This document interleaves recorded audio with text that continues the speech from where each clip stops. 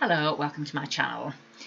Okay, so today I'm going to be talking about feeling your feelings and how this links to depression. It comes off the back of my previous video where I was pretty miserable and I'll put a link to that either here, or maybe down there. And then you can watch me being miserable if you haven't done so already, if you want to. So I mentioned in that video, I said something like I need to just feel my feelings, and I've been thinking more about that. And I talked about being depressed in that video, but I wasn't depressed, because the definition of depression is a low, persistent low mood that goes on for 2 weeks or more. Now I don't feel like that anymore, and that's because I let out my feelings these days. I know I used to repress them because, as I said in my previous video, I've been made to feel bad for being emotional, and the first person to do that was my dad.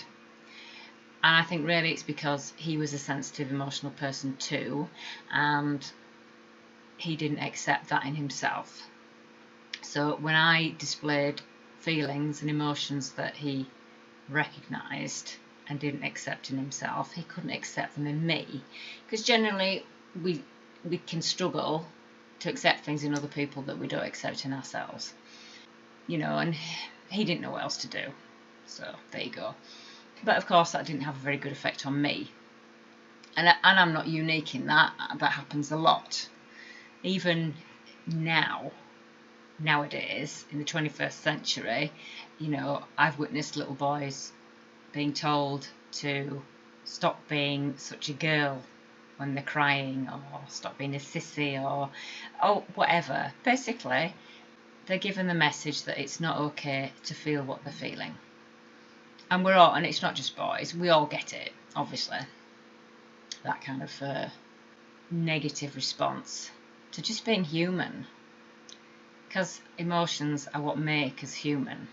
So I think my depression, I'm fairly certain my depression has eased, gone maybe even, since I started letting my emotions out.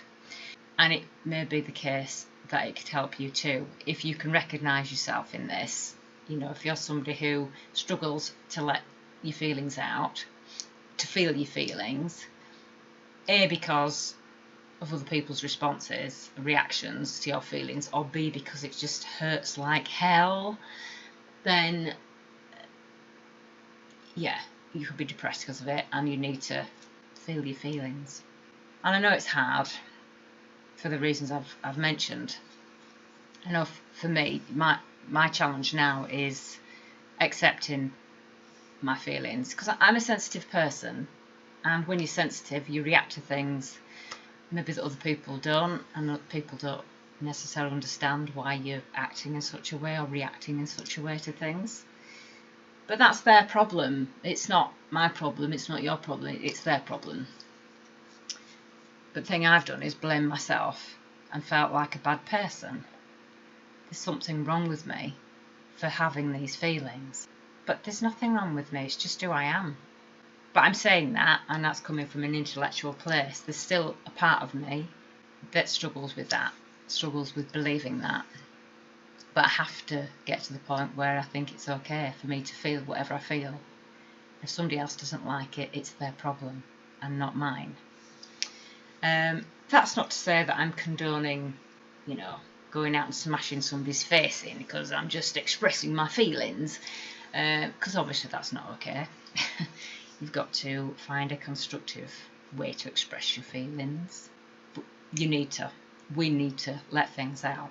And I always think of the body and how we need to pee and we need to poo. And if we don't do that for any length of time, we can get ill. And nobody goes around saying, oh, you mustn't pee, no, don't be letting that out, or you can't have a poo, don't be letting that out, oh no. But we'll say that about our emotions, and our emotions need to come out just like that does. The pee and the poo. It needs to come out.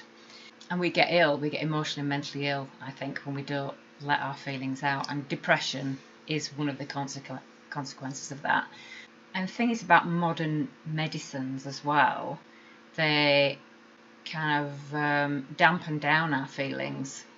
You know, in a lot of the clients that I work with, the effect seems to just make people very tired, lethargic, unmotivated. That's what the drugs seem to do. So they're dampening down that natural sort of energy, and basically I don't think it's useful. I've got a couple of clients who said that they can't express the feelings. Well, they can't cry. That's what they can't do, which is a bit worrying, really. Both on medication, and I don't know if it's the medication doing that. It might be, or it may just be that they've repressed their feelings for so long that they don't know how to get in touch with it and let it out. I'm not sure. Although actually one of my clients has come off one of the drugs, and she says she's starting to feel more emotional. So perhaps when she comes off the rest of the drugs, she'll be able to cry. And I think that would be the best thing for her, to be honest. And we avoid feeling our feelings because it hurts, it's painful. But often that pain is to do with something that's happened before. And if we've got through that experience, then we just need to feel the feelings now linked with that. And it's not dangerous to do that, is it, really? It hurts, but it's something we need to do. We need to let our feelings out. Otherwise we risk mental illness, depression included. The message is, feel your feelings.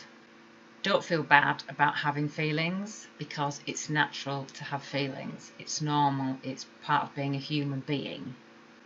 And know that if you're repressing them, it's going to cause problems. And it can make us physically ill as well as mentally ill. So let them out. Anyway, if you've liked this video, then like it. If you've anything to say or add, or if you can relate to this at all, then please leave a comment, and you can always subscribe if you like. Thanks for watching. Bye.